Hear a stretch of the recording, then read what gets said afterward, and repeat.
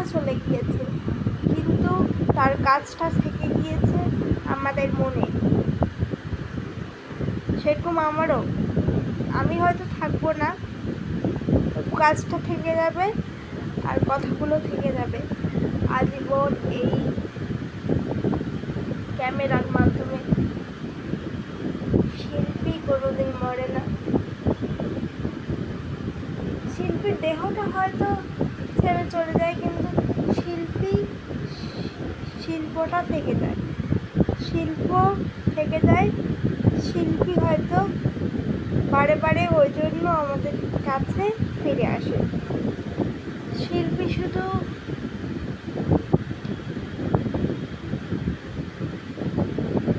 একটা শিল্পী নয়,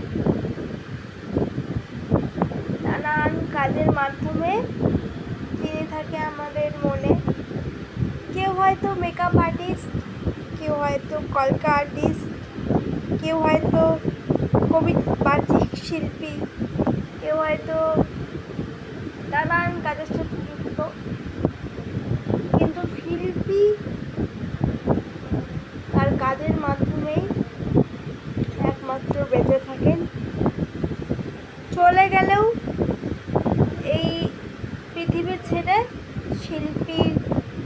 শিল্পকলা বা শিল্পীর যে কাজ, সেটা দেখে আমরা বারবার তার প্রশংসা এবং তার নানান কাজ দেখে ভালো বলতে থাকি।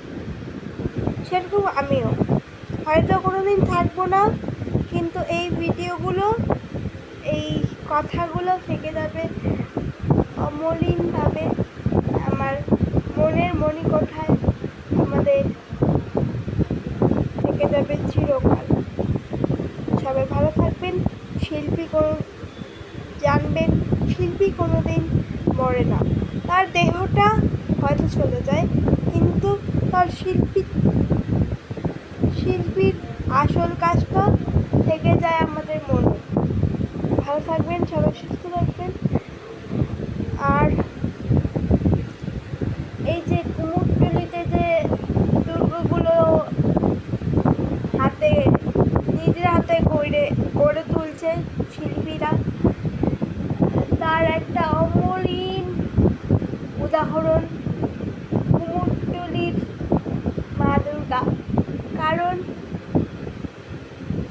মা দুর্গা হয়তো তাদের কাছেই গড়ে উঠতে চেয়েছেন, তাই শিল্পীর কোনোদিন মরণ হয় না, এটা মনে রাখবেন। শিল্পী